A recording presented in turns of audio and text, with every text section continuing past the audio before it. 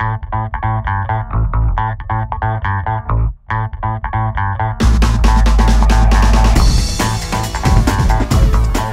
was a lot of build-up for me to meet him because you know, he's so emblematic and has done so much stuff. He's been around for a long time.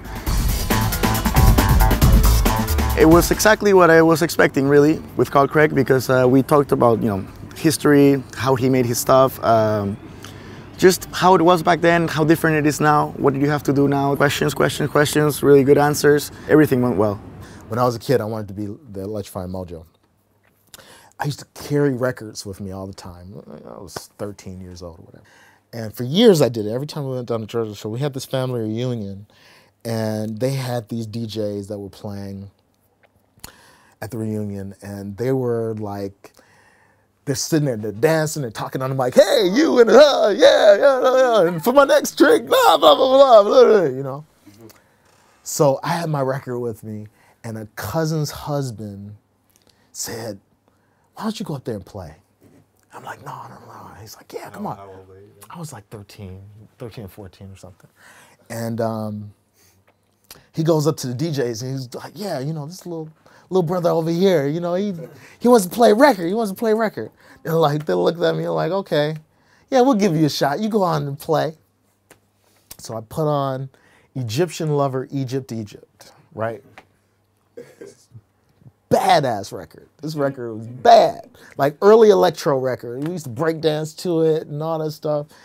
And I put the record on. Pop. Everybody in the room went nuts, right? I mean, God, everybody went nuts in the room. These two guys, two whack-ass guys, looked at me and like, who's this little kid, you know?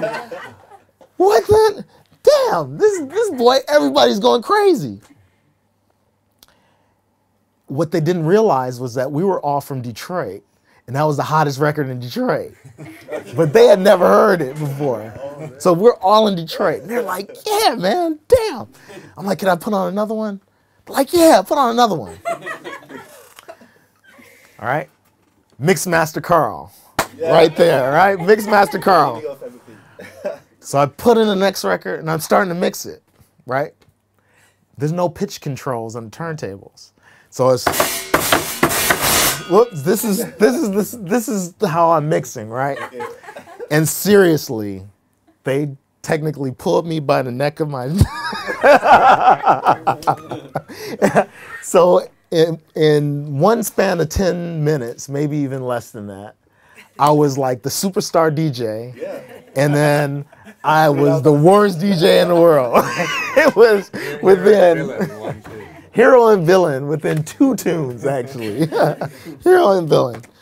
But you know, it was a part of my life that can't change, and it was amazing. I love that fact that I can go back and remember those things, and that's something too that I feel is really important when doing this stuff, is remembering your good times and your bad times, remembering the things that made you feel great when you were, you know, 16 years old, or my theory is when you're about 13, 14 years old, that's the point where the music that you love for the rest of your life, that's when you heard it, was around that time.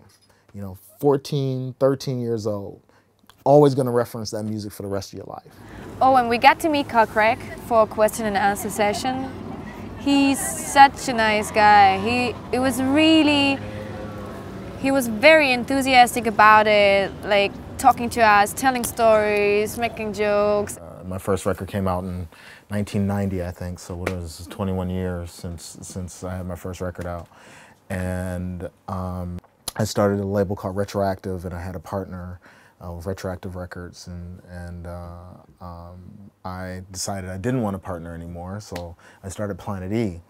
Having Planet E made it possible that I could not have boundaries. I could always reinvent myself, and that's really an important thing in this business. I started doing all this different type of music. I was doing the 69 stuff, the Paperclip People stuff, the Interzone Orchestra stuff. Interzone Orchestra is a jazz thing. Paperclip People is like kind of a out there house thing. 69 was a straight up techno, but with crazy ideas, taking anything I could to put it into making the tracks, you know. All these people were saying, like, who is this 69 guy from Detroit? You know? So you gotta reinvent yourself, and you've always gotta find that new way, and especially when you're looking at dubstep, which was drum and bass, which is techno, or which was progressive house, which is progressive techno, which is blah blah blah blah blah. Everybody's putting a name on something. Everybody's coming up with some new shit, you know, and you can like kind of chase those titles, or you can just make your own. I've made records that were on major labels. I've made records that were on independent labels. I've made records for friends, but again, my major focus in doing all this stuff was so that I could learn how to get better at what I do. Thank you.